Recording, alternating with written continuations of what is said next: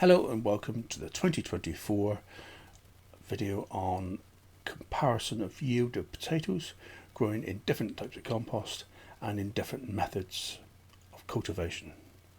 As a bit of a container fan, I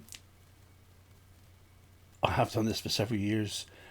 This year I have changed over a little bit to no-dig gardens with very good results, and I'll show you those results a little bit later on. I'm just going to make a caveat this year that basically my mum has been severely ill. So from January through to April, when she eventually passed away, I was supremely distracted. So therefore, things aren't as thorough as normal. I've been off the ball really.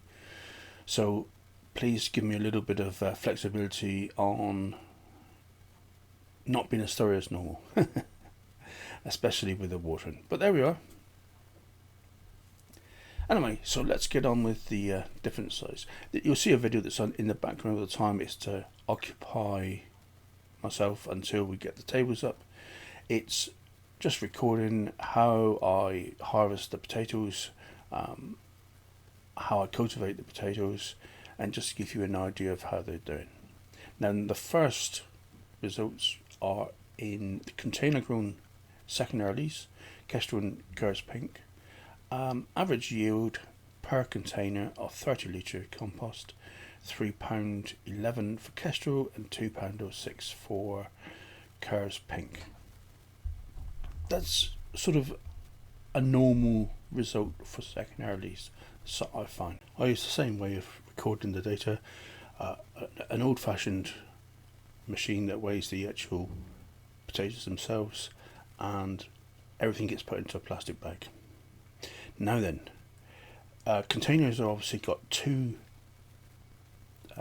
seed potatoes in each bucket, so I have to halve the yield to compare it with one solitary plant in the no-dig. And there you see before you that the Kestrel is marginally better in the no-dig, a lot better in the no-dig bed, but we had a lot of slug damage there. I would say take off 30% of that and you'll lose a lot of tubers. So even though there's a significant gain, there is also a significant loss due to slug damage and a little bit of rat damage as well. So not quite a totally plain picture there, but you can see there's a definite increase in yield. There is a suggestion that next year I could use nematodes. Moving on to the main crops. Tough year because of the way that it was dry, but the results speak for themselves. The basic compost in both varieties was the lowest yield. It was upped by a good amount by just including Compre in the compost, but the best was the reused 2023 compost that had seaweed composted in it. If you ever want to refer back to that video, please look at my playlist. But yeah, seaweed really works well within the compost as an additional amount. Now then, how does it compare with no-dig? Once again, we've got to halve the yields of the containers in half because it's then per plant, and then you can compare the container grows to the no-dig compost, and it compares very, very favourably indeed. Obviously, really, only the Blue Danube should be included on this, but it gives you an idea of how good that particular yield was. Don't forget, none of my composts have fertilizer. I don't want to use fertilizer. I'm trying to get the best yields for as natural growing as possible from my own inputs, from what I can make.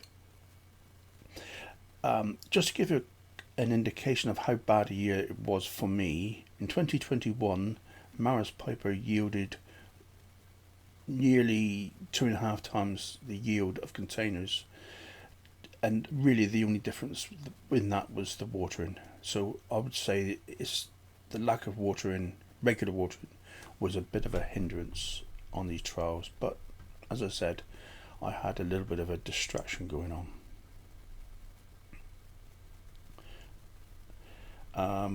Yield per plant is just repeated. Basically, just compare the Blue Danube. It's half of the no dig. Now that this confirms the big advantage of no dig, and that is that they look at themselves when they weren't watered. So in a bad year when everything's going wrong, the no dig is far more forgiving as a method of cultivation. If I'm on my A game, then the containers will compete. But as we've already decided, I was not on my A game this year.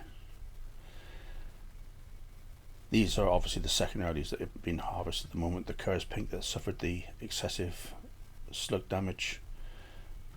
Now, I want to finish off this video on a quick demonstration on how I actually store the potatoes, and this really works well. So all I do is I'll put a layer of potatoes on top of compost that I've just grown in, but fairly dry compost, not bone dry, but slightly damp. And all I do then is pour on another load of compost on top and keep on layering these potatoes right up to the top. The idea is they don't touch each other, so if there is one that's got a bit of blight, it shouldn't pass on to the rest unless the juices flow out excessively. And all you do is uncover a layer, harvest them from here, and that way you can keep good potatoes. Now then, it's inside a metal shed that gets exceedingly hot, but I took temperature readings of the compost in this particular barrel in very hot weather, and it was significantly cooler.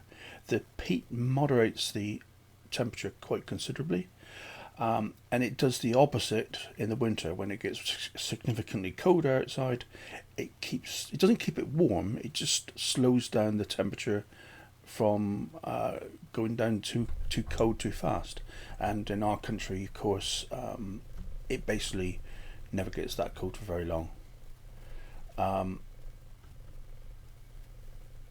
So it works in the UK really well. I suspect that in the really cold countries it may not work so well because you know, a deep frost will eventually get in.